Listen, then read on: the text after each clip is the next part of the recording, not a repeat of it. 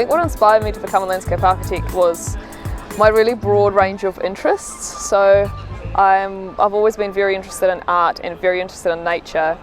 As a child I used to run around and pick up little insects and bugs, and I actually wanted to be an entomologist. So that, as well as my interest in the sciences and culture and the arts, seemed to mash together really nicely in the landscape profession.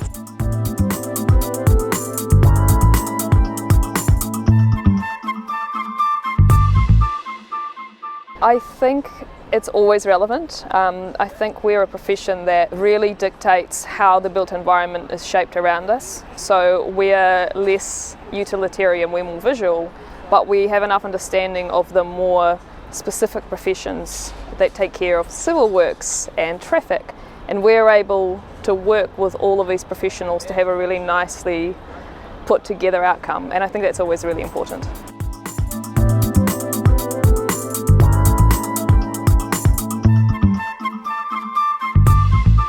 So far, I think the things I'm proudest of is really going out of my comfort zone with projects that I've worked on and having such a broad range of experience. So I've been in practice for just under 10 years, and yeah, I've done so much range, large projects, small projects, urban design, reporting, visual assessments, really detailed small scale stuff, really large revegetation projects, and I'm just really grateful to have had all those opportunities and just diving headfirst and getting into it. So I kind of have a bit of a magpie brain. I like range and I love variety, so this is why I love the profession so much, is that you don't necessarily have to go into it and become specialised.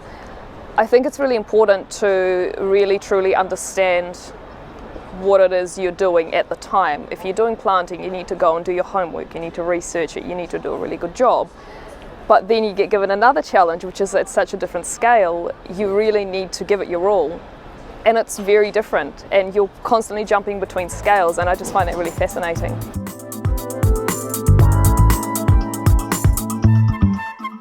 In terms of future plans, I've got two really specific interests which I'd like to pursue, and I don't know how that's going to look yet, but I'm very interested in higher to medium density housing and housing affordability, and how as a professional I could contribute to that field. I'm also very interested in conservation and restoration and how people come into that.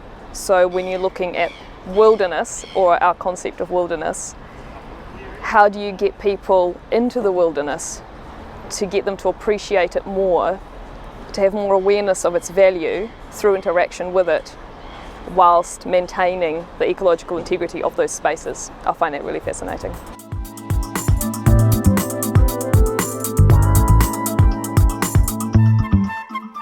I have multiple favourite projects. Horseshoe Lake is definitely one of them. I really enjoyed working on the Preston subdivision. I worked on that project quite early on, and it was probably the biggest, longest project I was involved in, and super early in my career. And yeah, it just taught me so much. And going out there now, just seeing how it's all established is so cool. It's really rewarding. I've had someone come up to me walking their dog and just say that I did a wonderful job. I was part of a team. I did the concept design for some of the stages, so I didn't do all of it. But yeah, it was just really special having that feedback. I think some of the key issues with the profession today, and I feel like this is probably ongoing and everyone might deal with this at some point, I think because we're such a young profession, there's often a lack of awareness of what it is we do and our role when we really should come into the project. I think the best way of dealing with it is just communication. You need to have a degree of tenacity and just to explain where you add value most and get a seat at the table as early as you can.